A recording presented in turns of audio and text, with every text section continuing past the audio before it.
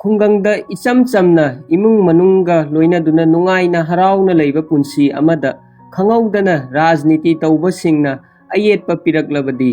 ꯄꯨꯟꯁꯤ ꯑꯗꯨꯅ ꯀꯔꯤ ꯀꯔꯝꯕ ꯑꯍꯣꯡꯕ ꯄꯨꯔꯛꯀꯅꯤ ꯍꯥꯏꯕꯁꯤ ꯉꯁꯤꯒꯤ ꯑꯦꯛꯁꯄ꯭ꯂꯦꯟ ꯇꯧꯒꯗꯕ ꯐꯤꯂꯝ ꯑꯁꯤꯅ ꯇꯥꯛꯂꯤ꯫ ꯃꯌꯥꯝꯒꯤꯗꯃꯛ ꯉꯁꯤ ꯑꯦꯛꯁꯄ꯭ꯂꯦꯅꯔ ꯏꯟ ꯃꯅꯤꯄꯨꯔꯤꯅ ꯄꯨꯗꯨꯅ ꯂꯥꯛꯂꯤꯕ ꯐꯤꯂꯝ ꯑꯁꯤꯒꯤ ꯃꯃꯤꯡ ꯔꯪꯒꯁꯊꯂꯝ ꯀꯧꯏ꯫ ꯐꯤꯂꯝ ꯑꯁꯤ 2018ꯗ ꯔꯤꯂꯤꯖ ꯇꯧꯈꯤꯔꯝꯃꯤ, ꯂꯣꯏꯅꯅ IMDb ꯔꯦꯠꯅ 8.4 out of 10ꯅꯤ꯫ ꯐꯤꯂꯝ ꯑꯁꯤ ꯇꯦꯂꯨꯒꯨ ꯐꯤꯂꯝ ꯑꯃꯅꯤ꯫ ꯐꯤꯂꯝ ꯑꯁꯤꯒꯤ ꯃꯦꯟ ꯀꯥꯁꯁꯤꯡ ꯑꯗꯨꯗꯤ ꯔꯥꯝꯆꯔꯟ, ꯁꯃꯟꯊꯥ ꯑꯃꯗꯤ ꯄ꯭ꯔꯀꯥꯁ ꯔꯥꯖꯅꯆꯤꯡꯕ ꯌꯥꯎꯔꯤ꯫ ꯔꯪꯒꯁꯊꯂꯝ ꯑꯁꯤ 1980ꯗ ꯕꯦꯖ ꯑꯣꯏꯕ ꯈꯨꯡꯒꯪ ꯑꯃꯒꯤ ꯃꯃꯤꯡꯅꯤ꯫ ꯈꯨꯡꯒꯪ ꯑꯁꯤꯒꯤ ꯄ꯭ꯔꯖꯥꯁꯤꯡꯅ ꯁꯔꯀꯥꯔꯗꯒꯤ ꯂꯣꯟ ꯂꯧꯔꯝꯃꯤ, ꯑꯗꯨꯕꯨ ꯃꯇꯝ ꯆꯥꯅ ꯂꯣꯟ ꯑꯗꯨ ꯁꯤꯡꯕ ꯉꯝꯂꯝꯗꯦ꯫ ꯈꯨꯡꯒꯪ ꯑꯁꯤꯒꯤ ꯄ꯭ꯔꯖꯥꯁꯤꯡ ꯑꯁꯤꯅ ꯁꯔꯀꯥꯔꯗꯒꯤ ꯄꯩꯁꯥ ꯄꯨꯔꯒ ꯁꯤꯡꯕ ꯉꯝꯗ꯭ꯔꯤꯕ ꯑꯁꯤ ꯀꯔꯤ ꯃꯔꯝꯒꯤꯅꯣ ꯑꯗꯨꯒ ꯃꯇꯧ ꯀꯔꯝꯅ ꯁꯤꯡꯕ ꯉꯝꯗ꯭ꯔꯤꯕꯅꯣ ꯍꯥꯏꯕꯁꯤ ꯐꯤꯂꯝ ꯑꯁꯤ ꯑꯦꯛꯁꯄ꯭ꯂꯦꯟ ꯇꯧꯕ ꯂꯣꯏꯔꯕ ꯃꯇꯨꯡꯗ ꯚ꯭ꯌꯨꯋꯔ ꯃꯌꯥꯝꯅ ꯈꯪꯕꯤꯒꯅꯤ꯫ ꯐꯤꯂꯝ ꯑꯁꯤ ꯑꯇꯩ ꯔꯥꯝꯆꯔꯟꯒꯤ ꯐꯤꯂꯝꯁꯤꯡꯗꯒꯤ ꯌꯥꯝꯅ ꯇꯣꯉꯥꯜꯂꯤ꯫ ꯐꯤꯂꯝ ꯑꯁꯤ ꯔꯥꯝꯆꯔꯟꯒꯤ ꯀꯔꯤꯌꯔ ꯄꯣꯏꯟꯠ ꯑꯃꯅꯤ ꯍꯥꯏꯕ ꯌꯥꯏ꯫ ꯐꯤꯂꯝ ꯑꯁꯤꯒꯤ ꯍꯧꯔꯛꯄꯗ ꯔꯥꯝꯆꯔꯟ ꯍꯥꯏꯕꯗꯤ ꯐꯤꯂꯝ ꯑꯁꯤꯗ ꯃꯥꯒꯤ ꯃꯃꯤꯡ ꯆꯤꯇꯤ ꯕꯥꯕꯨ ꯀꯧꯏ꯫ ꯃꯍꯥꯛꯅ ꯌꯥꯝꯅ ꯄꯥꯈꯠꯅ ꯑꯃꯗꯤ ꯃꯊ꯭ꯋꯥꯏ ꯅꯨꯡꯉꯥꯏꯇꯅ ꯁꯥꯏꯀꯜ ꯑꯃ ꯊꯧꯗꯨꯅ ꯃꯐꯝ ꯑꯃꯗ ꯆꯠꯄ ꯎꯠꯂꯤ, ꯌꯥꯝꯅ ꯂꯥꯞꯅ꯫ ꯄ꯭ꯔꯀꯥꯁ ꯔꯥꯖ ꯐꯤꯂꯝ ꯑꯁꯤꯗꯅ ꯗꯛꯁꯤꯅꯥꯃꯨꯔꯇꯤ ꯀꯧꯏ, ꯀꯥꯔ ꯑꯃ ꯇꯣꯡꯒꯦ ꯇꯧꯕ ꯎꯠꯂꯤ꯫ ꯃꯇꯝ ꯑꯗꯨꯗ ꯆꯤꯇꯤ ꯕꯥꯕꯨꯅ ꯀꯥꯔ ꯑꯗꯨ ꯇꯣꯡꯗꯅꯕ ꯗꯛꯁꯤꯅꯥꯃꯨꯔꯇꯤꯕꯨ ꯀꯟꯅ ꯀꯟꯅ ꯀꯧꯔꯝꯃꯤ, ꯑꯗꯨꯕꯨ ꯌꯥꯝꯅ ꯂꯥꯞꯄ ꯃꯔꯝꯅ ꯗꯛꯁꯤꯅꯥꯃꯨꯔꯇꯤꯅ ꯆꯤꯇꯤ ꯕꯥꯕꯨꯅ ꯀꯧꯕ ꯑꯗꯨ ꯇꯥꯔꯝꯗꯦ꯫ ꯃꯍꯥꯛꯅ ꯀꯥꯔ ꯑꯗꯨ ꯍꯦꯛ ꯇꯣꯡꯈꯠꯄ ꯃꯇꯝꯗ ꯃꯅꯤꯡꯗꯒꯤ ꯇꯥꯇꯥ ꯑꯃ ꯂꯥꯛꯇꯨꯅ ꯀꯥꯔ ꯑꯗꯨꯕꯨ ꯊꯣꯝꯂꯝꯃꯤ꯫ ꯃꯁꯤ ꯎꯕꯗ ꯆꯤꯇꯤ ꯕꯥꯕꯨꯅ ꯉꯛꯄꯒ ꯂꯣꯏꯅꯅ ꯃꯊ꯭ꯋꯥꯏ ꯅꯨꯡꯉꯥꯏꯔꯝꯗꯦ꯫ ꯃꯈꯥ ꯇꯥꯅ ꯁꯣꯛꯇꯨꯅ ꯂꯩꯕ ꯗꯛꯁꯤꯅꯥꯃꯨꯔꯇꯤꯒꯤ ꯃꯅꯥꯛ ꯇꯝꯅ ꯆꯪꯂꯝꯃꯤ ꯑꯃꯗꯤ ꯀꯣꯡꯈꯠꯄꯒ ꯂꯣꯏꯅꯗꯨꯅ ꯀꯟꯅ ꯀꯟꯅ ꯂꯥꯎꯗꯨꯅ ꯑꯀꯣꯏꯕꯗ ꯃꯇꯦꯡ ꯅꯤꯔꯝꯃꯤ꯫ ꯑꯔꯣꯏꯕꯗ ꯗꯛꯁꯤꯅꯥꯃꯨꯔꯇꯤꯕꯨ ꯇ꯭ꯔꯛ ꯑꯃꯒꯤ ꯃꯇꯦꯡꯅ ꯍꯣꯁꯄꯤꯇꯥꯜ ꯌꯧꯅ ꯄꯨꯔꯛꯂꯝꯃꯤ꯫ ꯗꯛꯁꯤꯅꯥꯃꯨꯔꯇꯤꯒꯤ ꯑꯁꯣꯛꯄ ꯑꯗꯨ ꯎꯔꯒ ꯃꯍꯥꯛꯅ ꯌꯥꯝꯅ ꯄꯥꯈꯠꯂꯝꯃꯤ ꯑꯃꯗꯤ ꯗꯛꯁꯤꯅꯥꯃꯨꯔꯇꯤꯕꯨ ꯁꯤꯕ ꯁꯨꯛꯄꯥꯝ ꯄꯥꯝꯂꯝꯗꯦ꯫ ꯀꯔꯤꯒꯤꯗꯃꯛ ꯆꯤꯇꯤ ꯕꯥꯕꯨꯅ ꯗꯛꯁꯤꯅꯥꯃꯨꯔꯇꯤ ꯁꯤꯕ ꯄꯥꯝꯗ꯭ꯔꯤꯕꯅꯣ ꯍꯥꯏꯕꯁꯤ ꯐꯤꯂꯝ ꯑꯁꯤꯒꯤ ꯂꯣꯏꯔꯛꯄ ꯃꯇꯝꯗ ꯈꯪꯂꯛꯀꯅꯤ꯫ ꯃꯁꯤꯒꯤ ꯃꯇꯨꯡꯗ ꯐꯤꯂꯝ ꯑꯁꯤ ꯐ꯭ꯂꯦꯁꯕꯦꯛꯇ ꯆꯠꯈꯤꯔꯝꯃꯤ꯫ ꯆꯤꯇꯤ ꯕꯥꯕꯨꯅ ꯂꯝꯍꯥꯡ ꯑꯃꯗ ꯂꯤꯟ ꯑꯃ ꯊꯤꯗꯨꯅ ꯂꯩꯕ ꯎꯠꯂꯤ꯫ ꯃꯍꯥꯛꯅ ꯂꯤꯟ ꯅꯨꯡꯁꯤꯔꯝꯗꯦ ꯑꯃꯗꯤ ꯂꯤꯟ ꯑꯁꯤꯕꯨ ꯐꯥꯕ ꯄꯥꯝꯂꯤ, ꯃꯔꯝꯗꯤ ꯑꯉꯥꯡ ꯑꯣꯏꯔꯤꯉꯩ ꯃꯇꯝꯗ ꯃꯍꯥꯛꯄꯨ ꯂꯤꯟꯅ ꯆꯤꯛꯈꯤꯔꯝꯃꯤ꯫ ꯃꯍꯥꯛꯅ ꯂꯤꯟ ꯐꯥꯒꯦ ꯍꯥꯏꯗꯨꯅ ꯊꯤꯕ ꯃꯇꯝꯗ ꯂꯤꯟꯗꯤ ꯐꯪꯂꯝꯗꯦ, ꯑꯗꯨꯕꯨ ꯘꯔꯤ ꯑꯃ ꯐꯪꯂꯝꯃꯤ꯫ ꯘꯔꯤ ꯑꯁꯤ ꯀꯅꯥꯒꯤꯅꯣ ꯍꯥꯏꯕ ꯑꯁꯤ ꯐꯤꯂꯝ ꯑꯁꯤꯒꯤ ꯃꯈꯥ ꯇꯥꯔꯛꯄꯗ ꯃꯌꯥꯝꯅ ꯈꯪꯂꯛꯀꯅꯤ꯫ ꯆꯤꯇꯤ ꯕꯥꯕꯨꯅ ꯃꯍꯥꯛ ꯃꯁꯥꯅ ꯃꯁꯥꯕꯨ ꯏꯟꯖꯤꯅꯤꯌꯔ ꯆꯤꯇꯤ ꯕꯥꯕꯨ ꯍꯥꯏꯅ ꯀꯧꯖꯩ꯫ ꯃꯍꯥꯛꯀꯤ ꯏꯁꯤꯡ ꯆꯤꯡꯅꯕ ꯃꯣꯇꯣꯔ ꯑꯃ ꯂꯩꯖꯩ꯫ ꯃꯣꯇꯣꯔ ꯑꯁꯤꯒꯤ ꯃꯇꯦꯡꯅ ꯂꯧ ꯎꯕ ꯃꯇꯝꯗ ꯏꯁꯤꯡ ꯄꯤꯔꯤ꯫ ꯃꯤ ꯑꯃꯅꯁꯨ ꯃꯥꯒꯤ ꯂꯧꯐꯝꯗ ꯏꯁꯤꯡ ꯆꯤꯡꯕꯤꯌꯨ ꯍꯥꯏꯔꯝꯃꯤ꯫ ꯃꯍꯥꯛꯅ ꯇꯥꯔꯁꯨ ꯇꯥꯁꯤꯟꯅꯔꯝꯗꯦ꯫ ꯃꯇꯥꯡ ꯑꯗꯨꯗ ꯑꯍꯜ ꯑꯃꯅ ꯍꯥꯏꯔꯝꯃꯤ, "ꯅꯪ ꯐꯖꯅ ꯆꯠꯂꯨ, ꯃꯔꯝꯗꯤ ꯃꯐꯝ ꯑꯁꯤ ꯎ ꯀꯛꯂꯤ"꯫ ꯆꯤꯇꯤ ꯕꯥꯕꯨꯅ ꯑꯍꯜ ꯑꯗꯨꯅ ꯍꯥꯏꯔꯤꯕꯗꯣ ꯀꯔꯤꯅꯣ ꯍꯥꯏꯕ ꯈꯪꯂꯝꯗꯦ ꯑꯃꯗꯤ ꯈꯪꯍꯧꯗꯅ ꯎ ꯑꯃ ꯇꯨꯔꯛꯂꯝꯃꯤ, ꯑꯗꯨꯕꯨ ꯆꯤꯇꯤ ꯕꯥꯕꯨ ꯁꯤꯅꯤꯡ ꯆꯤꯠꯇ ꯍꯤꯡꯍꯧꯏ꯫ ꯆꯤꯇꯤ ꯕꯥꯕꯨ ꯑꯁꯤ ꯌꯥꯝꯅ ꯀꯟꯅ ꯉꯥꯡꯗ꯭ꯔꯕꯗꯤ ꯅꯥ ꯇꯥꯗꯕ ꯃꯤ ꯑꯃꯅꯤ꯫ ꯃꯍꯥꯛꯀꯤ ꯃꯇꯨꯡ ꯏꯟꯅ ꯅꯥ ꯄꯪꯕ ꯑꯁꯤ ꯌꯥꯝꯅ ꯀꯥꯟꯅꯩ ꯍꯥꯏꯅ ꯈꯜꯂꯤ, ꯃꯔꯝꯗꯤ ꯅꯥ ꯄꯪꯂꯕꯗꯤ ꯇꯥꯅꯤꯡꯗꯕ ꯋꯥ ꯑꯗꯨꯁꯨ ꯇꯥꯁꯤꯟꯅꯗꯕ ꯌꯥꯏ, ꯑꯗꯨꯕꯨ ꯀꯔꯤꯒꯨꯝꯕ ꯀꯥꯟꯗ ꯌꯥꯝꯅ ꯑꯃꯥꯡꯕ ꯑꯃꯁꯨ ꯑꯣꯏꯔꯤ꯫ ꯀꯔꯤꯒꯨꯝꯕ ꯃꯉꯣꯟꯗ ꯃꯤꯅ ꯄꯩꯁꯥ ꯊꯧꯔꯛꯂꯕꯗꯤ ꯃꯍꯥꯛꯅ ꯅꯥ ꯇꯥꯔꯁꯨ ꯇꯥꯁꯤꯟꯅꯗꯦ꯫ ꯆꯤꯇꯤ ꯕꯥꯕꯨꯅ ꯔꯪꯒꯝꯃꯥꯒꯤ ꯃꯅꯥꯛꯇ ꯆꯠꯂꯝꯃꯤ꯫ ꯔꯪꯒꯝꯃꯥ ꯑꯁꯤ ꯌꯥꯝꯅ ꯄꯨꯛꯆꯦꯜ ꯆꯥꯎꯕ ꯃꯤ ꯑꯃꯅꯤ, ꯂꯣꯏꯅꯅ ꯈꯨꯡꯒꯪ ꯑꯁꯤꯗ ꯂꯩꯔꯤꯕ ꯃꯌꯥꯝꯒꯤ ꯃꯗꯣꯝꯆꯥꯅꯤ ꯑꯃꯗꯤ ꯃꯍꯥꯛꯅ ꯔꯪꯒꯝꯃꯥꯕꯨ ꯃꯍꯥꯛꯀꯤ ꯍꯦꯛ ꯃꯗꯣꯝꯆꯥꯅꯤ ꯍꯥꯏꯅ ꯈꯟꯖꯩ꯫ ꯔꯪꯒꯝꯃꯥꯅ ꯅꯨꯄꯤ ꯑꯃꯗ ꯄꯩꯁꯥ ꯄꯤꯔꯝꯃꯤ꯫ ꯅꯨꯄꯤ ꯑꯗꯨꯅ ꯔꯪꯒꯝꯃꯥꯗ "ꯅꯪꯒꯤ ꯅꯆꯥ ꯀꯔꯝ ꯀꯥꯟꯗ ꯄꯣꯛꯀꯅꯤ" ꯍꯪꯂꯝꯃꯤ꯫ ꯔꯪꯒꯝꯃꯥꯅ "ꯑꯩꯒꯤ ꯅꯨꯄꯥ ꯍꯧꯖꯤꯛ ꯗꯨꯕꯩꯗ ꯂꯩꯔꯤ, ꯂꯣꯏꯅꯅ ꯃꯍꯥꯛ ꯂꯥꯛꯂꯕ ꯇꯨꯡꯗ ꯑꯉꯥꯡ ꯁꯣꯏꯗꯅ ꯌꯥꯎꯒꯅꯤ" ꯍꯥꯏꯔꯝꯃꯤ꯫ ꯃꯇꯥꯡ ꯑꯗꯨꯗ ꯆꯤꯇꯤ ꯕꯥꯕꯨꯅ ꯔꯪꯒꯝꯃꯥ ꯎꯅꯕ ꯂꯥꯛꯂꯝꯃꯤ꯫ ꯆꯤꯇꯤ ꯕꯥꯕꯨꯅ ꯔꯪꯒꯝꯃꯥꯗ ꯍꯥꯏꯔꯝꯃꯤ, "ꯑꯩꯅ ꯂꯝꯍꯥꯡꯗꯒꯤ ꯘꯔꯤ ꯑꯃ ꯈꯨꯜꯂꯦ꯫ ꯘꯔꯤ ꯑꯁꯤ ꯍꯌꯦꯡ ꯅꯪꯒꯤ ꯅꯨꯄꯥ ꯂꯥꯛꯂꯀꯥꯟꯗ ꯄꯤꯕꯤꯌꯨ, ꯂꯣꯏꯅꯅ ꯃꯥꯅ ꯁꯤꯔꯕꯗꯤ ꯌꯥꯝꯅ ꯄꯛꯆꯒꯅꯤ" ꯍꯥꯏꯔꯝꯃꯤ꯫ ꯑꯗꯨꯕꯨ ꯔꯪꯒꯝꯃꯥꯅ ꯌꯥꯔꯝꯗꯦ, "ꯅꯪꯅ ꯑꯣꯏꯅ ꯁꯤꯖꯔꯣ" ꯍꯥꯏꯗꯨꯅ ꯆꯤꯇꯤ ꯕꯥꯕꯨꯒꯤ ꯃꯈꯨꯠꯇ ꯁꯤꯕꯤꯔꯝꯃꯤ꯫ ꯆꯤꯇꯤ ꯕꯥꯕꯨꯅ ꯔꯪꯒꯝꯃꯥꯗ ꯄꯩꯁꯥ ꯄꯤꯔꯝꯃꯤ, ꯑꯗꯨꯕꯨ ꯔꯪꯒꯝꯃꯥꯅ ꯄꯩꯁꯥ ꯂꯧ ꯍꯥꯏꯕ ꯌꯥꯔꯝꯗꯦ꯫ ꯅꯥꯀꯜ ꯑꯃꯔꯣꯝꯗ ꯂꯧꯃꯤ ꯈꯔ ꯂꯧ ꯁꯨꯗꯨꯅ ꯂꯩꯕ ꯎꯠꯂꯤ꯫ ꯃꯈꯣꯏꯁꯤꯡ ꯑꯗꯨ ꯌꯥꯝꯅ ꯍꯔꯥꯎ ꯇꯌꯥꯝꯅ ꯑꯃꯒ ꯑꯃꯒ ꯃꯇꯦꯡ ꯄꯥꯡꯅꯔꯤ꯫ ꯇꯟꯖꯥ ꯑꯗꯨꯗ ꯖꯤꯞ ꯇꯣꯡꯂꯒ ꯃꯐꯝ ꯑꯗꯨꯗ ꯃꯤ ꯈꯔ ꯂꯥꯛꯂꯝꯃꯤ꯫ ꯃꯤ ꯑꯃꯅ ꯍꯥꯏꯔꯝꯃꯤ, "ꯅꯈꯣꯏꯅ ꯃꯇꯝ ꯆꯥꯅ ꯂꯣꯟ ꯁꯤꯡꯗꯕꯗꯒꯤ ꯉꯁꯤꯗꯒꯤ ꯂꯧꯐꯝ ꯑꯁꯤꯗ ꯀꯅꯥꯃꯠꯇ ꯆꯪꯕ ꯌꯥꯔꯣꯏ, ꯑꯃꯗꯤ ꯂꯧꯐꯝ ꯑꯁꯤ ꯉꯁꯤꯗꯒꯤ ꯑꯩꯈꯣꯏꯒꯤ ꯑꯣꯏꯔꯦ" ꯍꯥꯏꯔꯝꯃꯤ꯫ ꯑꯍꯜ ꯑꯃꯅ ꯍꯥꯏꯔꯝꯃꯤ, "ꯑꯩꯈꯣꯏꯅ ꯂꯧꯐꯝ ꯑꯁꯤꯗꯒꯤ ꯊꯣꯛꯂꯛꯄ ꯄꯣꯠꯊꯣꯛ ꯑꯗꯨ ꯌꯣꯜꯂꯕ ꯇꯨꯡꯗ ꯆꯍꯤ ꯑꯁꯤꯒꯤ ꯃꯅꯨꯡꯗ ꯏꯆꯥꯅꯨꯄꯤꯒꯤ ꯂꯨꯍꯣꯡꯒꯦ ꯇꯧꯕꯅꯤ, ꯃꯔꯝ ꯑꯗꯨꯅ ꯂꯧꯐꯝ ꯑꯁꯤ ꯂꯧꯕꯤꯒꯅꯨ" ꯍꯥꯏꯖꯔꯝꯃꯤ꯫ ꯅꯨꯄꯥ ꯑꯗꯨꯅ ꯍꯥꯏꯔꯝꯃꯤ, "ꯅꯪꯒꯤ ꯅꯆꯥꯅꯨꯄꯤ ꯑꯗꯨ ꯑꯩꯅ ꯑꯣꯏꯅ ꯂꯧꯔꯒꯦ"꯫ ꯃꯁꯤ ꯇꯥꯕꯗ ꯑꯍꯜ ꯑꯗꯨꯒꯤ ꯃꯆꯥꯅꯨꯄꯥ ꯑꯗꯨ ꯌꯥꯝꯅ ꯁꯥꯎꯗꯨꯅ ꯀꯟꯅ ꯂꯥꯎꯔꯝꯃꯤ꯫ ꯑꯗꯨꯕꯨ ꯃꯊꯪꯒꯤ ꯅꯨꯃꯤꯠꯇ ꯃꯆꯥꯅꯨꯄꯥ ꯑꯗꯨꯒꯤ ꯑꯁꯤꯕ ꯍꯛꯆꯥꯡ ꯑꯣꯏꯅ ꯐꯪꯈꯤꯔꯝꯃꯤ꯫ ꯅꯨꯄꯥꯃꯆꯥ ꯑꯁꯤꯒꯤ ꯑꯁꯤꯕ ꯍꯛꯆꯥꯡ ꯑꯗꯨꯕꯨ ꯑꯔꯣꯏꯕ ꯃꯊꯧ ꯃꯉꯝ ꯇꯧꯗ꯭ꯔꯤꯉꯩ ꯃꯃꯥꯡꯗ ꯅꯨꯄꯥ ꯑꯃ ꯃꯤ ꯈꯔꯅ ꯉꯥꯛ ꯁꯦꯟꯗꯨꯅ ꯂꯥꯛꯂꯝꯃꯤ꯫ ꯃꯍꯥꯛ ꯑꯁꯤ ꯆꯍꯤ 30ꯗꯒꯤ ꯈꯨꯡꯒꯪ ꯑꯁꯤꯗ ꯂꯦꯞꯄ ꯂꯩꯇꯅ ꯄ꯭ꯔꯦꯁꯤꯗꯦꯟ ꯑꯣꯏꯗꯨꯅ ꯂꯥꯛꯂꯤꯕꯅꯤ꯫ ꯃꯍꯥꯛꯄꯨ ꯃꯌꯥꯝꯅ ꯌꯥꯝꯅ ꯀꯤꯔꯝꯃꯤ, ꯃꯔꯝ ꯑꯗꯨꯅ ꯃꯍꯥꯛꯀꯤ ꯃꯥꯌꯣꯛꯇ ꯀꯅꯥꯃꯠꯇꯅ ꯚꯣꯠ ꯂꯦꯞꯄ ꯉꯝꯂꯝꯗꯦ꯫ ꯀꯔꯤꯒꯨꯝꯕ ꯚꯣꯠ ꯂꯦꯞꯄ ꯊꯣꯛꯂꯕꯗꯤ ꯃꯍꯥꯛꯅ ꯍꯥꯠꯇꯣꯛꯈꯤꯕ ꯅꯠꯇ꯭ꯔꯒ ꯃꯥꯡꯍꯟꯈꯤꯕ ꯇꯧꯏ꯫ ꯄ꯭ꯔꯦꯁꯤꯗꯦꯟ ꯑꯗꯨꯅ ꯅꯨꯄꯥꯃꯆꯥ ꯑꯗꯨꯒꯤ ꯃꯄꯥꯗ ꯃꯤꯅꯨꯡꯁꯤ ꯂꯩꯕ ꯁꯥꯔꯗꯨꯅ ꯍꯥꯏꯔꯝꯃꯤ, "ꯀꯔꯤꯒꯨꯝꯕ ꯎꯍꯩ ꯃꯌꯥꯝꯅ ꯊꯜꯂꯕ ꯎꯄꯥꯝꯕꯤ ꯑꯃ ꯎꯔꯕꯗꯤ ꯅꯪ ꯀꯔꯤ ꯇꯧꯒꯅꯤ? ꯍꯩ ꯃꯌꯥꯝ ꯃꯔꯛ ꯑꯗꯨꯗꯒꯤ ꯈ꯭ꯋꯥꯏꯗꯒꯤ ꯐꯕ ꯍꯩ ꯑꯃ ꯍꯦꯛꯇꯨꯅ ꯆꯥꯒꯅꯤ꯫ ꯃꯔꯝ ꯑꯗꯨꯅ ꯏꯁꯣꯔ ꯑꯁꯤꯁꯨ ꯑꯩꯈꯣꯏꯒꯨꯝꯕꯅꯤ, ꯈ꯭ꯋꯥꯏꯗꯒꯤ ꯐꯕ ꯃꯤ ꯑꯗꯨ ꯑꯩꯈꯣꯏꯒꯤ ꯃꯔꯛꯇꯒꯤ ꯂꯧꯈꯤꯕꯅꯤ"꯫ ꯃꯁꯤ ꯍꯥꯏꯔꯕ ꯇꯨꯡꯗ ꯄ꯭ꯔꯦꯁꯤꯗꯦꯟ ꯑꯗꯨꯅ ꯑꯍꯜ ꯑꯗꯨꯗ ꯄꯩꯁꯥ ꯈꯔ ꯄꯤꯔꯝꯃꯤ, ꯂꯣꯏꯅꯅ ꯄ꯭ꯔꯦꯁꯤꯗꯦꯟ ꯑꯗꯨ ꯃꯐꯝ ꯑꯗꯨꯗꯒꯤ ꯆꯠꯅꯕ ꯇꯧꯔꯝꯃꯤ꯫ ꯃꯇꯝ ꯑꯗꯨꯗ ꯑꯍꯜ ꯑꯗꯨꯅ ꯄꯩꯁా ꯑꯗꯨ ꯁꯤꯔꯒ ꯂꯩꯕ ꯃꯆꯥꯅꯨꯄꯥꯒꯤ ꯃꯈꯨꯠꯇ ꯄꯥꯏꯍꯟꯗꯨꯅ ꯄ꯭ꯔꯦꯁꯤꯗꯦꯟ ꯑꯗꯨꯕꯨ ꯈꯨꯔꯨꯝꯈꯤꯔꯝꯃꯤ꯫ ꯄ꯭ꯔꯦꯁꯤꯗꯦꯟ ꯑꯁꯤꯕꯨ ꯃꯌꯥꯝꯅ ꯑꯁꯨꯛꯀꯤ ꯃꯇꯤꯛ ꯀꯤꯔꯝꯃꯤ, ꯀꯔꯤꯒꯨꯝꯕ ꯄ꯭ꯔꯦꯁꯤꯗꯦꯟ ꯑꯁꯤꯒꯤ ꯌꯨꯝꯗ ꯆꯪꯂꯕꯗꯤ ꯁꯦꯟꯗꯜ ꯇꯣꯡꯂꯒ ꯆꯪꯕ ꯐꯥꯎꯕ ꯌꯥꯔꯝꯗꯦ, ꯑꯃꯗꯤ ꯈꯨꯡꯒꯪ ꯑꯁꯤꯗ ꯂꯩꯕ ꯃꯤꯁꯤꯡꯅ ꯃꯥꯒꯤ ꯃꯃꯤꯡ ꯑꯁꯦꯡꯕ ꯀꯔꯤ ꯀꯧꯕꯒꯦ ꯍꯥꯏꯕꯁꯨ ꯀꯅꯥꯃꯠꯇꯅ ꯈꯪꯂꯝꯗꯦ꯫ ꯃꯈꯥ ꯇꯥꯅ ꯃꯍꯥꯛꯀꯤ ꯈ꯭ꯋꯥꯏꯗꯒꯤ ꯍꯩꯅꯕ ꯑꯃ ꯂꯩꯔꯝꯃꯤ, ꯃꯗꯨꯗꯤ ꯃꯍꯥꯛꯅ ꯔꯦꯗꯤꯑꯣ ꯇꯥꯕꯅꯤ꯫ ꯃꯁꯤꯒꯤ ꯃꯇꯨꯡꯗ ꯐꯤꯂꯝ ꯑꯁꯤꯗ ꯏꯁꯩ ꯑꯃ ꯎꯠꯂꯝꯃꯤ꯫ ꯃꯈꯥ ꯇꯥꯔꯛꯄꯗ ꯆꯤꯇꯤꯅ ꯆꯍꯤ ꯑꯃꯒꯤ ꯃꯇꯨꯡꯗ ꯗꯨꯕꯥꯏꯗꯒꯤ ꯍꯜꯂꯛꯀꯗꯕ ꯃꯌꯥꯝꯕꯕꯨ ꯕꯁ ꯁ꯭ꯇꯣꯞꯇ ꯉꯥꯏꯗꯨꯅ ꯂꯩꯕ ꯎꯠꯂꯤ꯫ ꯃꯌꯥꯝꯕ ꯑꯁꯤꯒꯤ ꯃꯃꯤꯡ ꯀꯨꯃꯥꯔ ꯕꯥꯕꯨ ꯀꯧꯏ꯫ ꯆꯤꯇꯤꯒꯤ ꯃꯌꯥꯝꯕ ꯕꯁꯇꯒꯤ ꯀꯨꯝꯊꯔꯛꯂꯝꯃꯤ, ꯂꯣꯏꯅꯅ ꯆꯤꯇꯤꯅ ꯃꯌꯥꯝꯕꯒꯤ ꯄꯣꯠ ꯆꯩꯁꯤꯡ ꯑꯗු ꯄꯨꯗꯨꯅ ꯆꯠꯂꯝꯃꯤ, ꯑꯃꯗꯤ ꯃꯌꯥꯝꯕꯗ ꯈꯔ ꯁꯥꯎꯔꯝꯃꯤ, ꯑꯁꯨꯛ ꯀꯨꯏꯕ ꯑꯁꯤ ꯌꯨꯝꯗ ꯍꯜꯂꯛꯇꯕꯒꯤ꯫ ꯃꯈꯣꯏ ꯑꯅꯤꯅ ꯌꯨꯝ ꯇꯝꯅ ꯂꯥꯛꯄ ꯃꯇꯝꯗ ꯃꯈꯣꯏꯒꯤ ꯊꯪꯅꯕ ꯌꯨꯝꯗ ꯄ꯭ꯔꯦꯁꯤꯗꯦꯟꯒꯤ ꯃꯤꯁꯤꯡꯅ ꯂꯣꯟ ꯂꯧꯈ꯭ꯔꯒ ꯁꯤꯡꯗꯕꯒꯤ ꯄꯣꯠ ꯆꯩ ꯂꯪꯊꯣꯛꯄ ꯑꯗꯨ ꯎꯔꯝꯃꯤ꯫ ꯌꯨꯝꯊꯪꯅꯕꯒꯤ ꯑꯍꯜ ꯅꯨꯄꯤ ꯑꯗꯨꯅ ꯄꯣꯠ ꯆꯩ ꯂꯪꯗꯅꯕ ꯄ꯭ꯔꯦꯁꯤꯗꯦꯟꯒꯤ ꯃꯤ ꯑꯗꯨꯗ ꯍꯥꯏꯖꯔꯝꯃꯤ꯫ ꯄ꯭ꯔꯦꯁꯤꯗꯦꯟꯒꯤ ꯃꯤ ꯑꯗꯨꯅ ꯑꯍꯜ ꯑꯗꯨꯒꯤ ꯃꯃꯧ ꯅꯨꯄꯤꯒꯤ ꯃꯇꯥꯡꯗ ꯐꯠꯇꯕ ꯋꯥꯍꯩ ꯈꯔ ꯍꯥꯏꯕꯒ ꯂꯣꯏꯅꯅ ꯑꯍꯜ ꯑꯗꯨꯁꯨ ꯐꯨꯒꯦ ꯇꯧꯔꯝꯃꯤ꯫ ꯃꯁꯤ ꯎꯕꯗ ꯀꯨꯃꯥꯔ ꯕꯥꯕꯨꯅ ꯄꯩꯁꯥ ꯑꯗꯨ ꯃꯥꯅ ꯑꯣꯏꯅ ꯁꯤꯡꯂꯒꯦ ꯍꯥꯏꯗꯨꯅ ꯄꯩꯁꯥ ꯑꯗꯨ ꯄ꯭ꯔꯦꯁꯤꯗꯦꯟꯒꯤ ꯃꯤꯗ ꯄꯤꯒꯦ ꯇꯧꯕ ꯃꯇꯝꯗ ꯆꯤꯇꯤꯅ ꯌꯥꯔꯝꯗꯦ꯫ ꯑꯗꯨꯕꯨ ꯃꯌꯥꯝꯕꯅ ꯄꯩꯁꯥ ꯑꯁꯤ ꯄꯤꯊꯣꯛꯈ꯭ꯔꯁꯤ ꯍꯥꯏꯕꯗꯒꯤ ꯆꯤꯇꯤꯅ ꯄ꯭ꯔꯦꯁꯤꯗꯦꯟꯒꯤ ꯃꯤ ꯑꯗꯨꯗ ꯄꯩꯁꯥ ꯑꯗꯨ ꯄꯤꯈꯤꯔꯝꯃꯤ꯫ ꯂꯣꯏꯅꯅ ꯄ꯭ꯔꯦꯁꯤꯗꯦꯟꯒꯤ ꯃꯤꯁꯤꯡ ꯑꯗු ꯄꯩꯁా ꯐꯪꯂꯕꯅꯤꯅ ꯃꯐꯝ ꯑꯗꯨ ꯊꯥꯗꯣꯛꯇꯨꯅ ꯆꯠꯈꯤꯔꯝꯃꯤ꯫ ꯃꯁꯤꯒꯤ ꯃꯇꯨꯡꯗ ꯆꯤꯇꯤ ꯑꯃꯗꯤ ꯀꯨꯃꯥꯔ ꯕꯥꯕꯨ ꯃꯈꯣꯏꯒꯤ ꯌꯨꯝ ꯌꯧꯔꯛꯂꯝꯃꯤ꯫ ꯀꯨꯃꯥꯔ ꯕꯥꯕꯨ ꯍꯜꯂꯛꯄꯗ ꯏꯃꯨꯡ ꯑꯗꯨꯗ ꯂꯩꯕ ꯃꯤꯁꯤꯡꯅ ꯍꯔꯥꯎꯗꯨꯅ ꯀꯨꯃꯥꯔ ꯕꯥꯕꯨꯕꯨ ꯇꯔꯥꯝ ꯇꯔꯥꯝꯅ ꯑꯣꯛꯂꯝꯃꯤ꯫ ꯏꯃꯨꯡ ꯑꯁꯤꯗ ꯃꯈꯣꯏ ꯃꯁꯦꯟ ꯋꯥꯔꯤ ꯁꯥꯅꯕ ꯃꯇꯝꯗ ꯌꯥꯝꯅ ꯀꯟꯅ ꯂꯥꯎꯗꯨꯅ ꯋꯥꯔꯤ ꯁꯥꯅꯔꯝꯃꯤ꯫ ꯃꯁꯤꯒꯤ ꯃꯔꯝꯗꯤ ꯆꯤꯇꯤ ꯑꯁꯤ ꯅꯥ ꯈꯔ ꯄꯪꯏ꯫ ꯅꯨꯃꯤꯠ ꯑꯁꯤꯒꯤ ꯅꯨꯃꯤꯗꯥꯡꯗ ꯀꯨꯃꯥꯔ ꯕꯥꯕꯨꯅ ꯆꯤꯇꯤꯒ ꯂꯣꯏꯅꯗꯨꯅ ꯒꯥꯔꯤ ꯑꯃ ꯊꯧꯗꯨꯅ ꯀꯨꯃꯥꯔ ꯕꯥꯕꯨꯒꯤ ꯒꯔꯜꯐ꯭ꯔꯦꯟ ꯎꯅꯕ ꯒꯔꯜꯁ ꯍꯣꯁꯇꯦꯜ ꯑꯃꯗ ꯆꯠꯂꯝꯃꯤ꯫ ꯀꯨꯃꯥꯔ ꯕꯥꯕꯨꯒꯤ ꯒꯔꯜꯐ꯭ꯔꯦꯟꯅ ꯃꯍꯥꯛꯄꯨ ꯎꯕꯗ ꯌꯥꯝꯅ ꯍꯔꯥꯎꯔꯝꯃꯤ, ꯃꯃꯤꯡꯅ ꯄꯗꯃꯥ ꯀꯧꯏ꯫ ꯀꯨꯃꯥꯔꯅ ꯄꯗꯃꯥꯗ ꯗꯨꯕꯥꯏꯗꯒꯤ ꯂꯩꯔꯛꯄ ꯒꯤꯐ ꯑꯃ ꯄꯤꯔꯝꯃꯤ꯫ ꯃꯇꯥꯡ ꯑꯗꯨꯗ ꯆꯤꯇꯤꯅ ꯍꯥꯏꯔꯝꯃꯤ, "ꯈꯔ ꯊꯨꯅ ꯋꯥꯔꯤ ꯁꯥꯅꯅꯕ ꯇꯧ, ꯀꯔꯤꯒꯨꯝꯕ ꯃꯤ ꯑꯇꯣꯞꯄꯅ ꯎꯔꯕꯗꯤ ꯑꯩꯈꯣꯏ ꯑꯅꯤꯒꯤ ꯐꯤꯕꯝ ꯆꯥꯔꯣꯏ"꯫ ꯉꯥꯏꯍꯥꯛ ꯂꯩꯔꯕ ꯇꯨꯡꯗ ꯀꯨꯃꯥꯔ ꯑꯃꯗꯤ ꯆꯤꯇꯤ ꯃꯐꯝ ꯑꯗꯨ ꯊꯥꯗꯣꯛꯇꯨꯅ ꯌꯨꯝ ꯍꯟꯈꯤꯔꯝꯃꯤ꯫ ꯃꯊꯪꯒꯤ ꯅꯨꯃꯤꯠꯇ ꯒꯚꯔꯟꯃꯦꯟꯠ ꯑꯣꯐꯤꯁꯥꯔ ꯑꯃꯅ ꯄ꯭ꯔꯦꯁꯤꯗꯦꯟꯕꯨ ꯎꯅꯕ ꯄ꯭ꯔꯦꯁꯤꯗꯦꯟꯒꯤ ꯌꯨꯝꯗ ꯂꯥꯛꯂꯝꯃꯤ꯫ ꯒꯚꯔꯟꯃꯦꯟꯠ ꯑꯣꯐꯤꯁꯥꯔ ꯑꯗꯨꯅ ꯄ꯭ꯔꯦꯁꯤꯗꯦꯟꯗ ꯃꯇꯝ ꯀꯨꯏꯔꯕꯒꯤ ꯃꯃꯥꯡꯗ ꯒꯚꯔꯟꯃꯦꯟꯠꯅ ꯐꯥꯔꯃꯔꯁꯤꯡꯗ ꯊꯥꯗꯈꯤꯕ ꯄꯩꯁꯥꯁꯤꯡ ꯑꯗꯨ ꯀꯔꯤꯒꯤꯗꯃꯛ ꯄ꯭ꯔꯖꯥꯗ ꯌꯧꯍꯟꯗ꯭ꯔꯤꯕꯅꯣ ꯍꯥꯏꯅ ꯀꯤꯔꯞ ꯇꯧꯅ ꯍꯪꯂꯝꯃꯤ꯫ ꯄ꯭ꯔꯦꯁꯤꯗꯦꯟꯅ ꯑꯣꯐꯤꯁꯥꯔ ꯑꯗꯨꯅ ꯍꯪꯂꯤꯕ ꯑꯗꯨ ꯄꯥꯎꯈꯨꯝ ꯄꯤꯕꯒꯤ ꯃꯍꯨꯠꯇ ꯆꯥ ꯑꯗꯨ ꯊꯛꯆꯜꯂꯨ ꯍꯥꯏꯔꯝꯃꯤ꯫ ꯃꯈꯥ ताना ऑफिसर अदुना हायरमी अदोमना तौरीबा थबक असी अफबा थबक नत्ते गवर्नमेंटना प्रजासिंगिदमक फनबनी खंदुना थादखिबा पैसासिंग अदु पिथोक्त्रिबा करिगिनो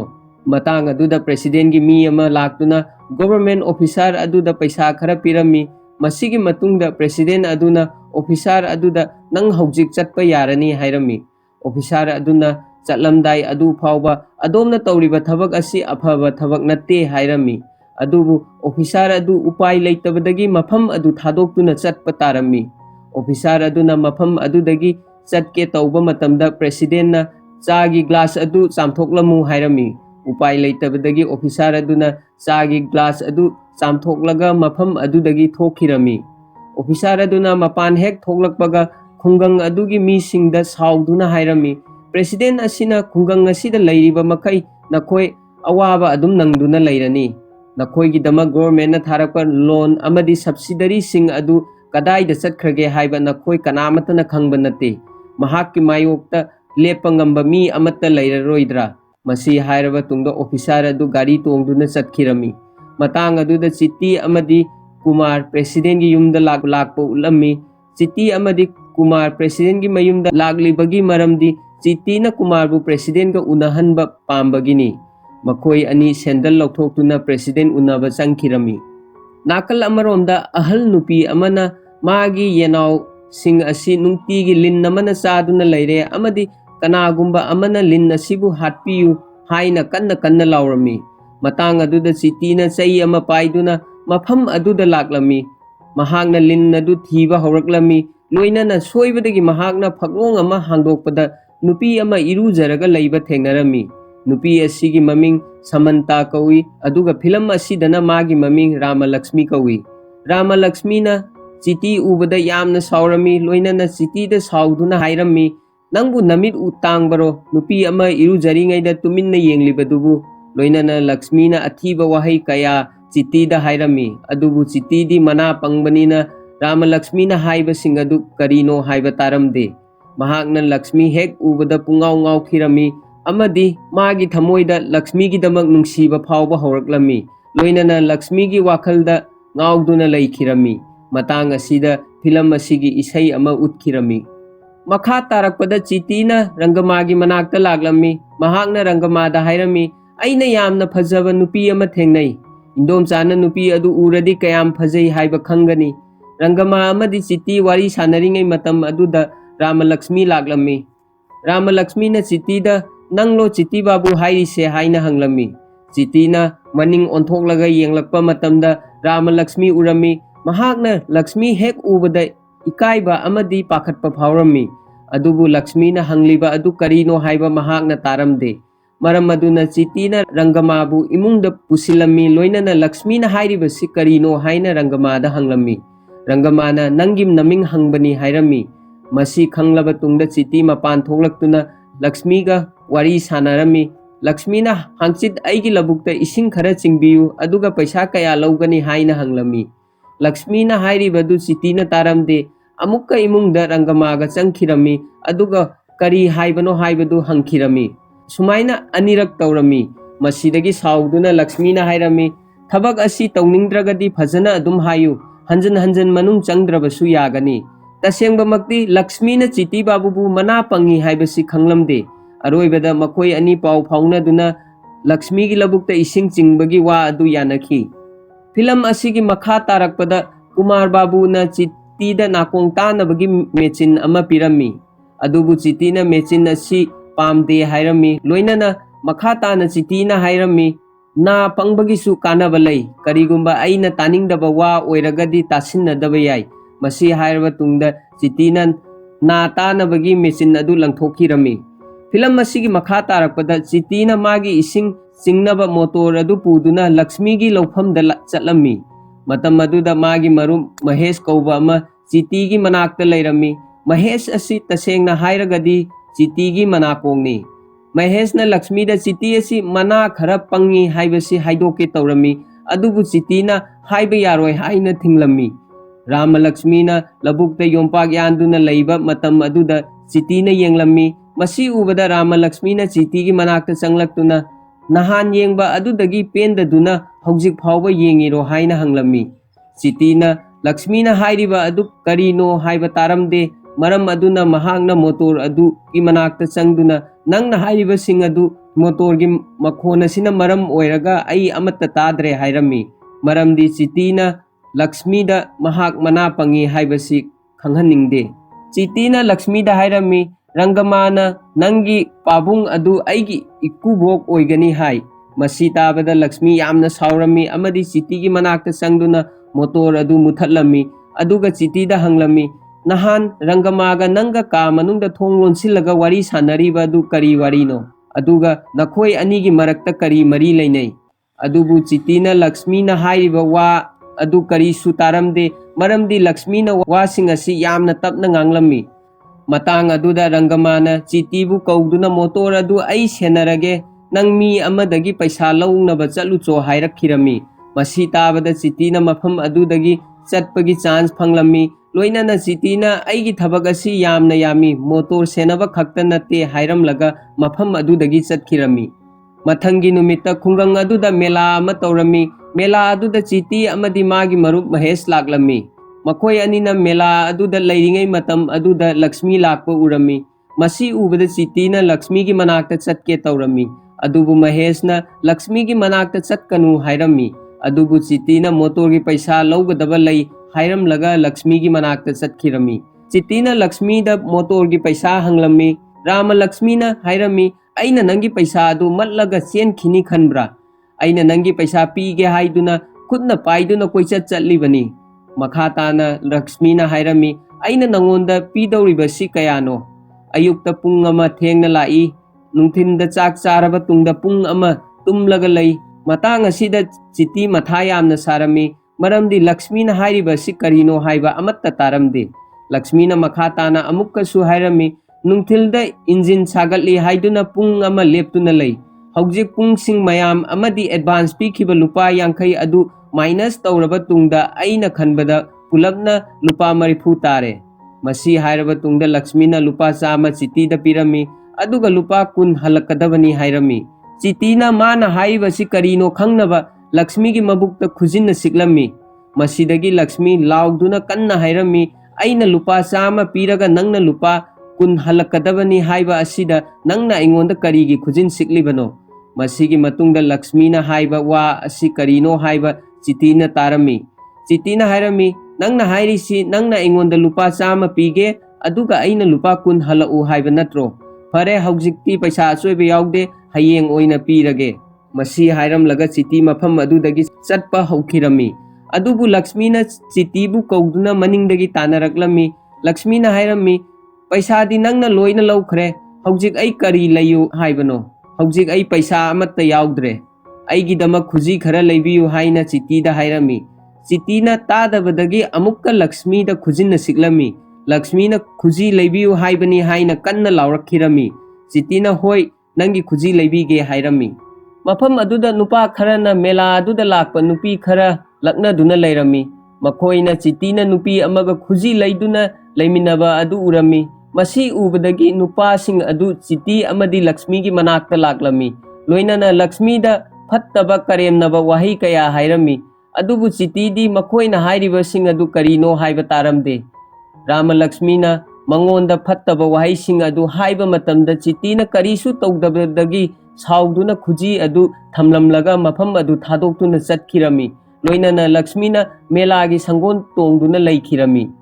Maheshna chiti gi manakta chatuna karigi Rama Lakshmi na sauribano hanglami chitina hairami aisu chapchabi di khangde nupa khara laklami madugi matungda ikhang khangaudana sauraba tungda khuji thamlamlaga chatkhi hairami Maheshna hairami aina khanbada nupa sing aduna phattaba wa khara hairamgadauba mali chiti sauba horaklami amadi mafam adudagi chatke tawrami Maheshna hairami karigumba makhoina karimata hairamdragadi chitina hairami haigera hairoigera phura kanda loina khangani masi hairamlaga chitina nupa sing adu phuna bagidamak chatkirami chitina nupa adu phuba horaklami matam maduda nupa adugi mayamba amadi chiti gi mayamba laktuna makhoibu khamtoklami nupa adugi mayambana mana pangba chitina kari taramdoino haina usitana hairami masi tabada Kumarna nupa adugi mayamba aduda phuba horaklami loinana chitina su Lakshmi da laknaba nupa adubu Lakshmi gi mamangda phurami makhoi masen amaga phunaraga leiringai matamda president adu mela aduda laklami president lakpa maramna makhoi masen khanaba adu tokhirami ꯇꯨꯔꯦꯜ ꯃꯄꯥꯟꯗ ꯆꯤꯇꯤꯅ ꯏꯁꯤꯡ ꯁꯣꯛꯇꯨꯅ ꯂꯩꯔꯤꯉꯩ ꯃꯇꯝꯗ ꯔꯥꯃ ꯂꯛꯁꯃꯤ ꯂꯥꯛꯂꯝꯃꯤ, ꯂꯣꯏꯅꯅ ꯆꯤꯇꯤꯗ ꯍꯥꯏꯔꯝꯃꯤ, ꯅꯪꯅ ꯃꯈꯣꯏꯁꯤꯡ ꯑꯗꯨ ꯑꯩꯒꯤꯗꯃꯛ ꯈꯜꯂꯒ ꯐꯨꯔꯤꯕ ꯅꯠꯇ꯭ꯔꯣ? ꯑꯩꯒꯤ ꯌꯨꯝꯗ ꯑꯩꯕꯨ ꯌꯦꯡꯅꯕ ꯅꯨꯄꯥ ꯑꯃ ꯂꯥꯛꯀꯗꯧꯔꯤ, ꯑꯗꯨꯅ ꯃꯈꯣꯏ ꯂꯥꯛꯇ꯭ꯔꯤꯉꯩꯒꯤ ꯃꯃꯥꯡꯗ ꯅꯪꯅ ꯑꯩꯒꯤ ꯐꯦꯃꯤꯂꯤꯒ ꯋꯥꯔꯤ ꯁꯥꯅꯅꯕ ꯇꯧ꯫ ꯑꯗꯨꯕꯨ ꯆꯤꯇꯤꯗꯤ ꯃꯥꯅ ꯍꯥꯏꯔꯤꯕꯁꯤꯡ ꯑꯗꯨ ꯀꯔꯤꯅꯣ ꯍꯥꯏꯕ ꯇꯥꯔꯝꯗꯦ꯫ ꯑꯣꯟꯅ ꯇꯩꯅꯕꯗ ꯆꯤꯇꯤꯅ ꯔꯥꯃ ꯂꯛꯁꯃꯤꯗ ꯑꯣꯏꯅ ꯁꯥꯎꯖꯤꯜꯂꯝꯃꯤ, ꯃꯔꯝꯗꯤ ꯃꯍꯥꯛꯅ ꯔꯥꯃ ꯂꯛꯁꯃꯤꯅ ꯍꯥꯏꯔꯤꯕ ꯑꯗꯨ ꯀꯔꯤꯅꯣ ꯍꯥꯏꯕ ꯑꯃꯠꯇ ꯇꯥꯔꯝꯗꯦ꯫ ꯃꯇꯥꯡ ꯑꯗꯨꯗ ꯒꯥꯔꯤ ꯑꯃ ꯂꯥꯛꯂꯝꯃꯤ, ꯒꯥꯔꯤ ꯑꯗꯨ ꯇꯣꯡꯗꯨꯅ ꯆꯤꯇꯤ ꯃꯐꯝ ꯑꯗꯨꯗꯒꯤ ꯆꯠꯈꯤꯔꯝꯃꯤ꯫ ꯒꯥꯔꯤ ꯑꯗꯨ ꯃꯐꯝ ꯑꯃꯗ ꯈꯥꯝꯂꯝꯃꯤ, ꯃꯇꯝ ꯑꯗꯨꯗ ꯆꯤꯇꯤꯅ ꯃꯅꯥꯛ ꯅꯛꯄꯗ ꯗꯨꯀꯥꯟ ꯐꯝꯂꯒ ꯂꯩꯕ ꯃꯤ ꯑꯃ ꯀꯧꯔꯝꯃꯤ, ꯑꯗꯨꯒ ꯃꯉꯣꯟꯗ ꯍꯥꯏꯔꯝꯃꯤ, ꯒꯥꯔꯤ ꯃꯅꯨꯡꯗ ꯇꯣꯡꯕ ꯃꯤ ꯑꯁꯤꯗ ꯔꯥꯃ ꯂꯛꯁꯃꯤꯅ ꯀꯔꯤ ꯍꯥꯏꯈꯤꯕꯅꯣ ꯍꯥꯏꯕꯗꯨ ꯑꯃꯨꯛꯇ ꯍꯪꯕꯤꯌꯨ꯫ ꯃꯤ ꯑꯗꯨꯅꯁꯨ ꯒꯥꯔꯤ ꯇꯣꯡꯃꯤꯟꯅꯕ ꯅꯨꯄꯥ ꯑꯃꯗ ꯔꯥꯃ ꯂꯛꯁꯃꯤꯅ ꯀꯔꯤ ꯍꯥꯏꯈꯤꯕꯒꯦ ꯍꯥꯏꯅ ꯍꯪꯂꯝꯃꯤ꯫ ꯔꯥꯃ ꯂꯛꯁꯃꯤꯅ ꯆꯤꯇꯤ ꯕꯥꯕꯨꯕꯨ ꯌꯥꯝꯅ ꯅꯨꯡꯁꯤ ꯑꯃꯗꯤ ꯃꯈꯣꯏꯒꯤ ꯐꯦꯃꯤꯂꯤꯁꯤꯡꯒ ꯋꯥꯔꯤ ꯁꯥꯅꯅꯕ ꯇꯧ ꯍꯥꯏꯕꯅꯤ ꯍꯥꯏꯔꯝꯃꯤ꯫ ꯃꯁꯤ ꯇꯥꯕꯗ ꯆꯤꯇꯤ ꯌꯥꯝꯅ ꯍꯔꯥꯎꯔꯝꯃꯤ, ꯂꯣꯏꯅꯅ ꯅꯨꯃꯤꯠ ꯑꯗꯨꯒꯤ ꯅꯨꯃꯤꯗꯥꯡꯗ ꯔꯥꯃ ꯂꯛꯁꯃꯤꯒꯤ ꯃꯌꯨꯝꯗ ꯆꯠꯈꯤꯔꯝꯃꯤ꯫ ꯃꯍꯥꯛꯅ ꯔꯥꯃ ꯂꯛꯁꯃꯤꯒꯤ ꯃꯌꯨꯝꯗ ꯇꯨꯃꯤꯟꯅ ꯆꯪꯂꯛꯄ ꯃꯇꯝꯗ ꯃꯈꯣꯏꯒꯤ ꯌꯨꯝꯗ ꯂꯩꯕ ꯄꯣꯠ ꯆꯩ ꯈꯔ ꯀꯥꯏꯔꯝꯃꯤ꯫ ꯃꯁꯤꯅ ꯃꯔꯝ ꯑꯣꯏꯔꯒ ꯔꯥꯃ ꯂꯛꯁꯃꯤ ꯑꯃꯗꯤ ꯃꯥꯒꯤ ꯏꯃꯨꯡ ꯃꯅꯨꯡꯒꯤ ꯃꯤꯁꯤꯡ ꯂꯣꯏꯅ ꯍꯧꯒꯠꯂꯝꯃꯤ꯫ ꯑꯗꯨꯕꯨ ꯆꯤꯇꯤꯗꯤ ꯄꯣꯠ ꯆꯩ ꯀꯥꯏꯕꯒꯤ ꯃꯈꯣꯜ ꯑꯃꯠꯇ ꯇꯥꯔꯝꯗꯦ꯫ ꯃꯍꯥꯛꯅ ꯔꯥꯃ ꯂꯛꯁꯃꯤꯗ ꯄ꯭ꯔꯄꯣꯁ ꯇꯧꯔꯝꯃꯤ, ꯆꯤꯇꯤꯅ ꯔꯥꯃ ꯂꯛꯁꯃꯤꯗ ꯅꯨꯡꯁꯤ ꯍꯥꯏꯅ ꯍꯥꯏꯔꯝꯃꯤ꯫ ꯃꯇꯝ ꯑꯗꯨꯗ ꯔꯥꯃ ꯂꯛꯁꯃꯤꯅ ꯃꯥꯒꯤ ꯃꯅꯤꯡꯗ ꯐꯦꯃꯤꯂꯤ ꯃꯌꯥꯝ ꯂꯩ ꯍꯥꯏꯒꯦ ꯇꯧꯔꯝꯃꯤ, ꯑꯗꯨꯕꯨ ꯆꯤꯇꯤꯅ ꯔꯥꯃ ꯂꯛꯁꯃꯤꯒꯤ ꯃꯆꯤꯟ ꯃꯦꯟꯁꯤꯜꯂꯝꯃꯤ꯫ ꯔꯥꯃ ꯂꯛꯁꯃꯤꯅ ꯆꯤꯇꯤꯕꯨ ꯃꯅꯤꯡ ꯑꯣꯟꯊꯣꯛꯍꯜꯂꯝꯃꯤ꯫ ꯃꯇꯝ ꯑꯗꯨꯗ ꯔꯥꯃ ꯂꯛꯁꯃꯤꯒꯤ ꯃꯄꯥ ꯃꯅꯤꯡꯗ ꯂꯦꯞꯇꯨꯅ ꯂꯩꯔꯝꯃꯤ꯫ ꯃꯇꯥꯡ ꯑꯗꯨꯗ ꯆꯤꯇꯤꯅ ꯍꯥꯏꯔꯝꯃꯤ, ꯑꯩꯅ ꯔꯥꯃ ꯂꯛꯁꯃꯤ ꯌꯥꯝꯅ ꯅꯨꯡꯁꯤ, ꯂꯣꯏꯅꯅ ꯔꯥꯃ ꯂꯛꯁꯃꯤꯅꯁꯨ ꯑꯩꯕꯨ ꯌꯥꯝꯅ ꯅꯨꯡꯁꯤ꯫ ꯑꯗꯨꯕꯨ ꯃꯇꯥꯡ ꯑꯗꯨꯗ ꯔꯥꯃ ꯂꯛꯁꯃꯤꯅ ꯀꯔꯤ ꯇꯧꯒꯗꯕꯅꯣ ꯈꯪꯗꯕꯗꯒꯤ ꯆꯤꯇꯤꯒꯤ ꯃꯃꯥꯏꯗ ꯈꯨꯕꯥꯛꯅ ꯊꯥꯔꯝꯃꯤ꯫ ꯃꯁꯤꯒꯤ ꯃꯇꯨꯡꯗ ꯔꯥꯃ ꯂꯛꯁꯃꯤꯒꯤ ꯃꯄꯥꯅ ꯆꯤꯇꯤꯕꯨ ꯐꯨꯗꯨꯅ ꯌꯨꯝꯒꯤ ꯃꯄꯥꯟꯗ ꯄꯨꯊꯣꯛꯂꯝꯃꯤ꯫ ꯃꯇꯝ ꯑꯗꯨꯗ ꯌꯨꯝꯊꯪꯅꯕ ꯃꯌꯥꯝ ꯑꯃꯁꯨ ꯆꯤꯇꯤꯕꯨ ꯐꯨꯒꯦ ꯍꯥꯏꯗꯨꯅ ꯃꯥꯒꯤ ꯃꯅꯥꯛꯇ ꯂꯥꯛꯂꯝꯃꯤ꯫ ꯑꯗꯨꯕꯨ ꯇꯟꯖꯥ ꯑꯗꯨꯗ ꯔꯪꯒꯃꯥ ꯂꯥꯛꯇꯨꯅ ꯆꯤꯇꯤꯕꯨ ꯀꯟꯕꯤꯔꯝꯃꯤ, ꯂꯣꯏꯅꯅ ꯔꯪꯒꯃꯥꯅ ꯍꯥꯏꯔꯝꯃꯤ, ꯔꯥꯃ ꯂꯛꯁꯃꯤꯅꯁꯨ ꯆꯤꯇꯤꯕꯨ ꯅꯨꯡꯁꯤꯕꯅꯤ꯫ ꯃꯇꯝ ꯑꯗꯨꯗ ꯃꯌꯥꯝ ꯃꯔꯛꯇꯒꯤ ꯅꯨꯄꯥ ꯑꯃꯅ ꯔꯪꯒꯃꯥꯗ ꯍꯥꯏꯔꯛꯂꯝꯃꯤ, ꯅꯪꯒꯤ ꯅꯨꯄꯥꯗꯤ ꯗꯨꯕꯩꯗ ꯂꯩꯈ꯭ꯔꯤꯗꯨꯗꯤ, ꯅꯪꯅ ꯅꯨꯡꯁꯤꯕ ꯀꯔꯤꯅꯣ ꯈꯪꯕ ꯅꯠꯇꯦ꯫ ꯃꯁꯤ ꯇꯥꯔꯕ ꯇꯨꯡꯗ ꯆꯤꯇꯤ ꯌꯥꯝꯅ ꯁꯥꯎꯔꯝꯃꯤ ꯑꯃꯗꯤ ꯅꯨꯄꯥ ꯑꯗꯨꯗ ꯈꯨꯕꯥꯛꯅ ꯊꯥꯔꯝꯃꯤ꯫ ꯃꯇꯨꯡ ꯇꯥꯔꯛꯄꯗ ꯆꯤꯇꯤ ꯑꯃꯗꯤ ꯔꯪꯒꯃꯥ ꯃꯐꯝ ꯑꯗꯨꯗꯒꯤ ꯆꯠꯈꯤꯔꯝꯃꯤ꯫ ꯃꯈꯣꯏ ꯑꯅꯤ ꯂꯝꯍꯥꯡ ꯑꯃꯗ ꯐꯝꯗꯨꯅ ꯂꯩꯔꯝꯃꯤ꯫ ꯆꯤꯇꯤ ꯑꯁꯤ ꯃꯊ꯭ꯋꯥꯏ ꯌꯥꯝꯅ ꯅꯨꯡꯉꯥꯏꯔꯝꯗꯦ, ꯃꯔꯝꯗꯤ ꯔꯥꯃ ꯂꯛꯁꯃꯤꯅ ꯃꯉꯣꯟꯗ ꯈꯨꯄꯥꯛꯅ ꯊꯥꯈꯤꯕ ꯑꯗꯨꯒꯤ꯫ ꯂꯣꯏꯅꯅ ꯆꯤꯇꯤꯅ ꯔꯪꯒꯃꯥꯗ ꯍꯪꯂꯝꯃꯤ, ꯑꯪꯀꯜꯅ ꯅꯪꯒꯤ ꯅꯅꯥꯛꯇ ꯂꯩꯇꯕꯁꯤ ꯀꯔꯤ ꯐꯥꯎꯕꯒꯦ? ꯔꯪꯒꯃꯥꯅ ꯀꯔꯤꯁꯨ ꯈꯨꯝꯂꯝꯗꯦ ꯑꯃꯗꯤ ꯀꯞꯇꯨꯅ ꯌꯨꯒꯤ ꯕꯣꯇꯜ ꯑꯗꯨ ꯂꯣꯏꯅ ꯊꯛꯈꯤꯔꯝꯃꯤ꯫ ꯑꯃꯗꯤ ꯔꯪꯒꯃꯥꯅ ꯃꯐꯝ ꯑꯗꯨꯗꯒꯤ ꯆꯠꯇ꯭ꯔꯤꯉꯩ ꯃꯃꯥꯡꯗ ꯌꯨ ꯕꯣꯇꯜꯗ ꯌꯥꯎꯕ ꯌꯨꯁꯤꯡ ꯑꯗꯨ ꯂꯣꯏꯅ ꯊꯛꯆꯤꯜꯂꯨ ꯍꯥꯏꯔꯝꯃꯤ꯫ ꯆꯤꯇꯤꯅ ꯍꯥꯏꯔꯝꯃꯤ, ꯌꯨꯅ ꯅꯪꯅ ꯂꯣꯏꯅ ꯊꯛꯇꯣꯛꯈ꯭ꯔꯒ ꯕꯣꯇꯜ ꯑꯁꯤꯒꯤ ꯃꯅꯨꯡꯗ ꯀꯔꯤꯁꯨ ꯌꯥꯎꯗ꯭ꯔꯦ꯫ ꯃꯊꯪꯒꯤ ꯑꯌꯨꯛꯇ ꯆꯤꯇꯤꯅ ꯂꯧꯕꯨꯛ ꯑꯃꯗ ꯃꯥꯒꯤ ꯃꯣꯇꯣꯔ ꯄꯨꯗꯨꯅ ꯂꯥꯛꯂꯝꯃꯤ꯫ ꯃꯇꯝ ꯑꯗꯨꯗ ꯂꯧꯃꯤ ꯑꯍꯜ ꯑꯃꯅ ꯆꯤꯇꯤꯗ ꯍꯥꯏꯔꯝꯃꯤ, ꯄ꯭ꯔꯦꯁꯤꯗꯦꯟꯗ ꯂꯣꯟ ꯁꯤꯡꯗꯕꯗꯒꯤ ꯑꯩꯒꯤ ꯂꯧꯐꯝꯁꯤꯡ ꯑꯗꯨ ꯃꯥꯅ ꯂꯧꯁꯤꯟꯈ꯭ꯔꯦ꯫ ꯍꯧꯖꯤꯛ ꯑꯩ ꯀꯔꯤ ꯇꯧꯒꯅꯤ? ꯁꯤꯕ ꯅꯠꯇꯅ ꯎꯄꯥꯏ ꯂꯩꯇꯦ꯫ ꯆꯤꯇꯤꯁꯨ ꯑꯍꯜ ꯑꯗꯨꯅ ꯍꯥꯏꯔꯤꯕꯗꯨ ꯀꯔꯤꯅꯣ ꯍꯥꯏꯕ ꯇꯥꯔꯝꯗꯦ, ꯃꯔꯝ ꯑꯗꯨꯅ ꯃꯐꯝ ꯑꯗꯨꯗꯒꯤ ꯆꯠꯈꯤꯔꯝꯃꯤ꯫ ꯆꯤꯇꯤ ꯆꯠꯈ꯭ꯔꯕ ꯇꯨꯡꯗ ꯑꯍꯜ ꯑꯗꯨꯅ ꯃꯈꯥ ताना चिटीदा हाइरमी, नंगदी ना पंगबनीना अइना वारीसिंग असि नंगोंदा हाइरी। मसी हाइरबा तुंगदा अहल अदु तुरेंदा सीरगे हाइदुना चोंगथरमी। मतुंग तारकपदा चिटीना अहल अदुबु तुरेल अदुदगी लौखटपिरमी। लोइनना कुमार बाबूना अहल अदुगी मबुक्तगी इसिंग लौथोकपिरमी। गायहाक लैरबा तुंगदा अहल अदु ज्ञान तारकलम्मी। अहल अदुना चिटीदा हाइरमी, नंगदी नाकोंग तादबा मी अमनी, नंगना मतौ करमना अई इसिंग असिदा चोंगथगनी हाइबसी कमाइना खंगलिबनो। चिटीना अहल अदुना हाइबा वा अदु करीनो हाइबा खंगलमदे। मतांग अदुदा रंगमाना चिटीदा अहल अदुना हाइबा वासिंग अदु हाइरमी। चिटीना पाउखुम पिरमी, अइना नंगना हाइबा वासिंग अदु करीनो हाइबा ताबा ngamdrabasu अइना नंगी नमित्तगी ताबा पिरांग उरम्मी। मतुंग तारकपदा अइना अमुक्तंग उन्नगे हाइदुना मफम असिदा लाकपा मतमदा अदोमने इसिंग असिदा चोंगथबा अदु उरम्मी।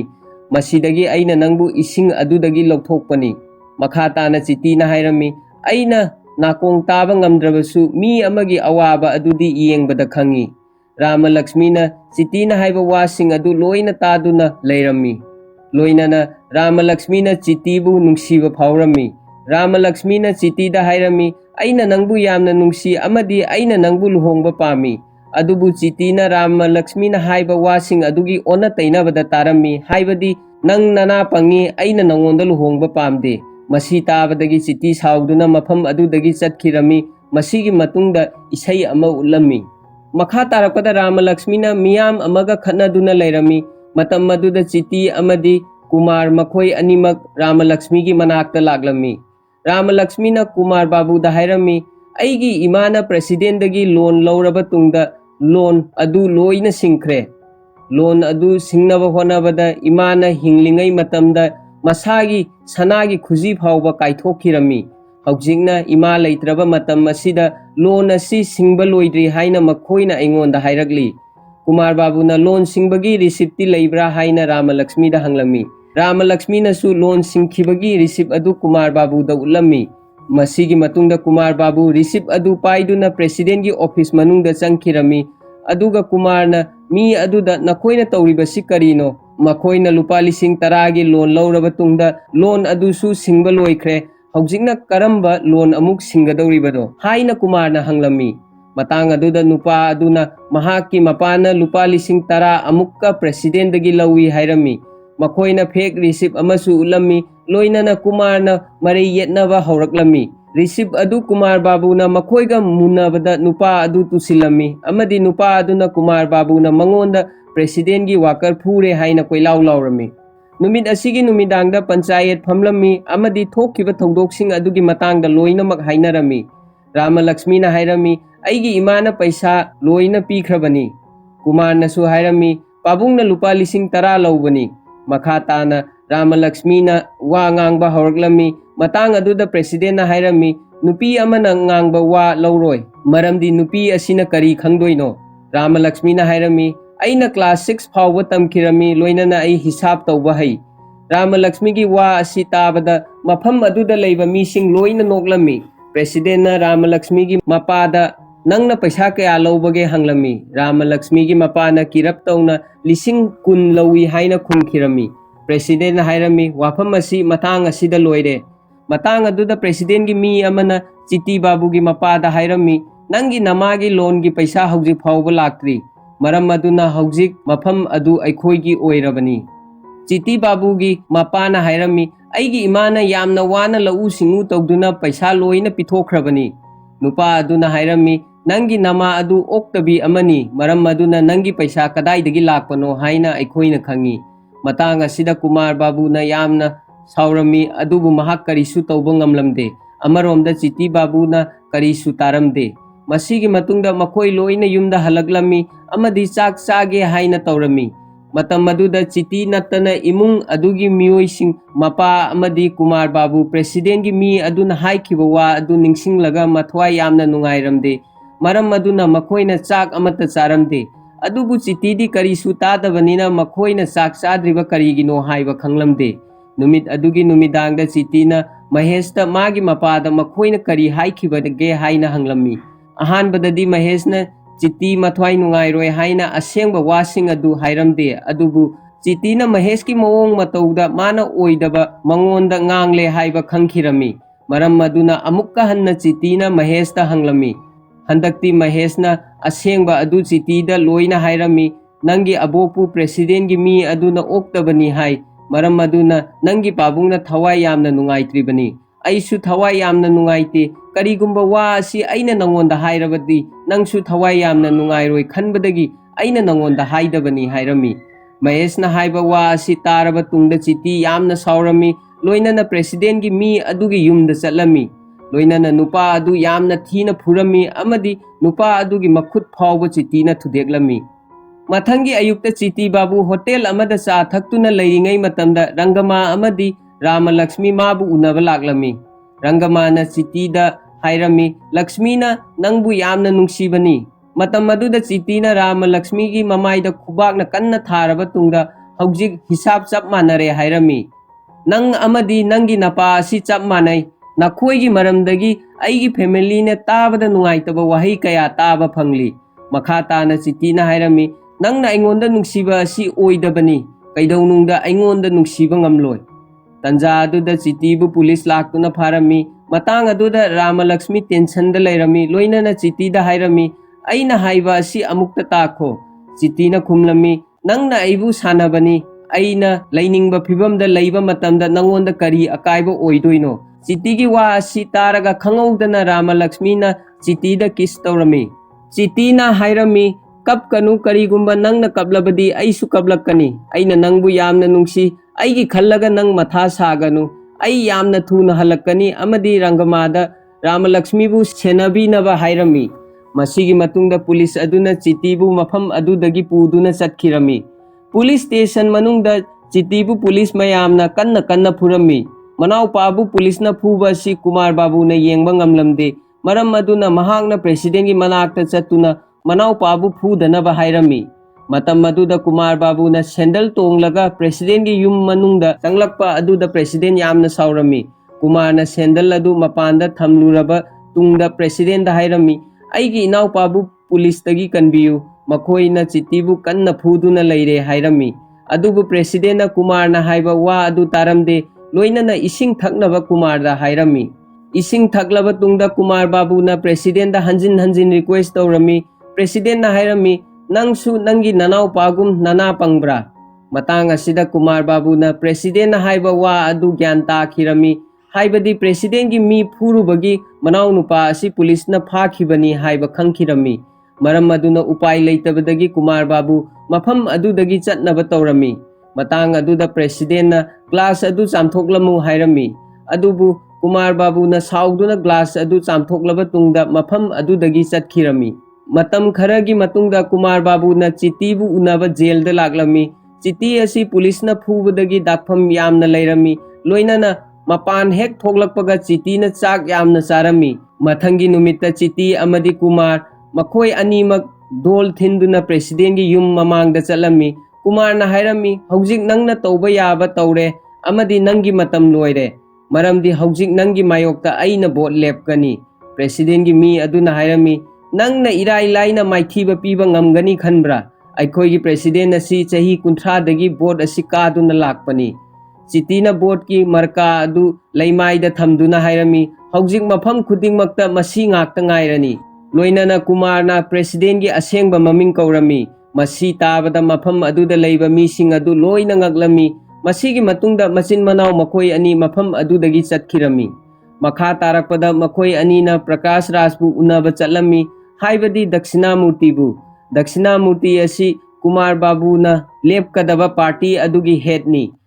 ꯃꯍꯥꯛꯅ ꯀꯨꯃꯥꯔ ꯕꯥꯕꯨꯕꯨ ꯊꯥꯒꯠ ꯋꯥꯍꯩ ꯀꯌꯥꯃꯔꯨꯝ ꯍꯥꯏꯔꯝꯃꯤ, ꯂꯣꯏꯅꯅ ꯆꯍꯤ 30ꯗꯒꯤ ꯄ꯭ꯔꯦꯁꯤꯗꯦꯟꯅ ꯃꯥꯒꯤ ꯑꯣꯏꯕ ꯂꯣ ꯆꯠꯅꯗꯨꯅ ꯃꯐꯝ ꯑꯗꯨꯗ ꯂꯩꯔꯤ, ꯃꯍꯥꯛꯄꯨ ꯀꯤꯕꯗꯒꯤ ꯃꯍꯥꯛꯀꯤ ꯃꯥꯌꯣꯛꯇ ꯚꯣꯠ ꯂꯦꯞꯄꯨ ꯍꯥꯏꯕ ꯀꯅꯥꯁꯨ ꯌꯥꯈꯤꯗꯦ꯫